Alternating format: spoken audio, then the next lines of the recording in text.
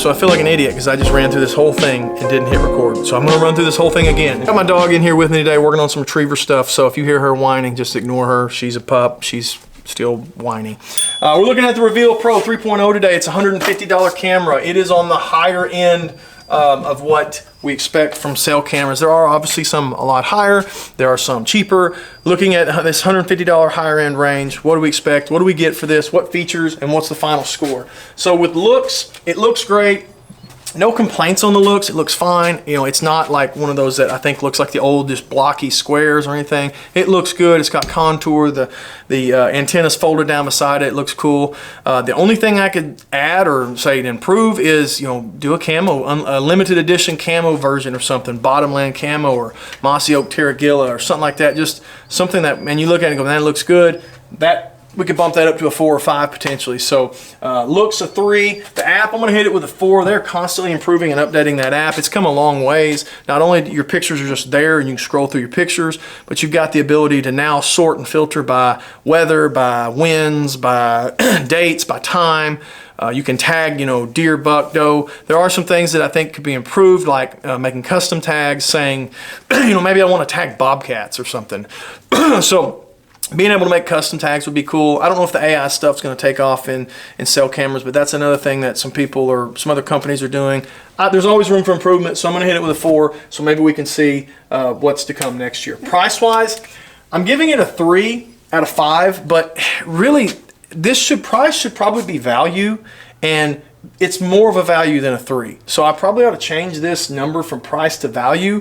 For $150, which the price is, that's high, it's on the higher end, you get a ton of stuff. So in the future, next year, maybe in the spring or summer, I'm gonna keep doing these. I may change that from price to value because it is a great value. It's also a fairly high price in the range of cell cameras, $150. So I hit it with a 3, just because that seems high compared to some other cameras. So I'm kind of back and forth on that. Let me know what you think in the comments. Should we change that to value? Is there anything we should add to this that you want to see? Battery life and signal would be great to add in this, but it's hard to test battery life. There's so many variables. It's hard to test signal because there's so many variables, and it's not going to be very scientific. So I might add those comments at the end on my experience, but I just can't really test that. But we can test this other stuff, and price, I'm gonna hit it with a 3, probably should be a 4. Pic quality, I'm hitting it with a 9 out of 10. The pic quality is great. The 4K looks amazing. I have no complaints. I think it's probably the best looking cell camera pictures I've seen. Even the non-HD, the HD look fantastic as well, but it is really good pictures. It's clear stuff you could print off and put in a picture frame. I have no complaints on that. And if you download them and swipe up on your iPhone, you'll see the image quality, how high it is, and the aspect ratio, and how high and how wider they are than compared to last year. So the pic quality I think is fantastic.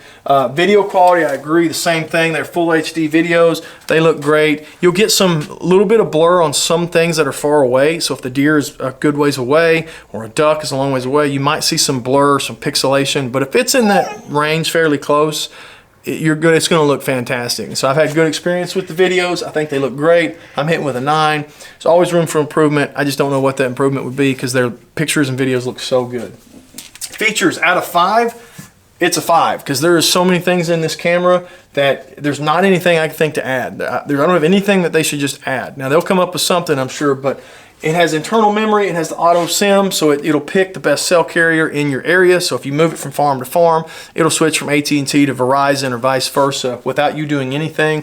That's a great feature. They have LiPo packs and solar panels available, and they work great. It has an LCD screen, which is great for live aiming, being able to aim your camera and have the sensor in the most, you know, where the deer walk instead of dancing around in front of the camera like we used to have to do. And if you want to go through your settings, having the LCD screen is great to go through settings. If you're not the kind of person that likes to do it on your phone, you just want the pictures to show up on the phone, and you want to use your LCD screen for settings, it's great for that. Again, live aim, no glow flash, which is great for high pressure deer. It's the least intrusive or least bothersome to the deer. So, and there's other things that it has. The updated antenna folds down.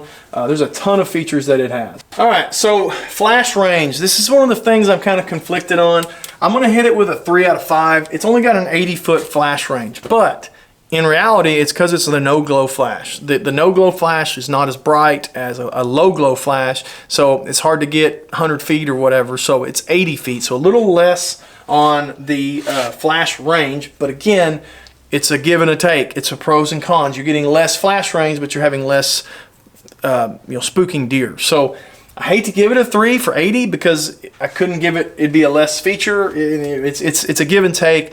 There might be a better way to come up with that and say, you know, for no glow flash, 80 is not bad, give it a 4. I'm conflicted on that. I want to give it a 4, but just based off the distance, it's hard to give it a 4 for that flash. So I'm going to hit it with a 3, but it's kind of got an asterisk by it. And while we're at it, detection range is also 80 feet. Again, the detection range is not going to be farther than the flash range. I probably ought to just combine that into one category, flash range, detection range, and have one category, because the flash and detection range are going to be the same distance because you don't need to detect something past your flash. Makes sense? So it's 80 feet. Obviously, the camera could detect further because the 3.0 is 100 feet or 96 or something. So, you know, this could detect further, but there's no need to because you can't see anything at night. You'll just have pictures at night and you can't tell what's past them. People will be mad. It's a whole ordeal. So a 3 on detection range. Again, it's just part of having no glow flash. And maybe next year we'll see that bump out to the upper 90s, and then we can bump these 3s to 4s. That's my only real complaint with this entire camera. Trigger speed. They advertise sub 0.5. So 0.4, it's pretty vague. It's plenty fast. I don't have any complaints about it. I've never seen anything where I thought I'm getting the butt of the deer. I don't see the head of the deer. But sub 5 is pretty vague, so it's hard to really give it a 4. If they said 0.35 or something like that, you could go, all right, that's really fast, that's really good, so we're going to give it a 0.4. So it's just kind of one of those things that it's a vague answer, but it's not a bad trigger speed. The trigger speed's plenty fast. I have no issues with just getting butts of deer. Does that make sense? So we're going to hit it with a 3, and it's probably realistically a 4. I don't have anything to go off of based off the data. Data plan 0 to 5, it is a 5. It is the best data plan that I've seen. Now, there's probably someone out there, there's all these caveats, and there's all these but realistically, $12 unlimited, that's what we focus on, and that's the cheapest one I've seen. There might be some others, but unlimited is what I care about. We don't care about your $100 or your 100 picture plan for $3 or any of that type of stuff. We want to see in the rut, in deer season, I want to run unlimited on all the cameras and not worry about my picture count. This is the $12 plan, or you know, and it's the cheapest one I've seen. I've seen some others that are 20. I've seen some that are 16, and there's all these little caveats to, you know, maybe it's 16 and then the next camera's 15.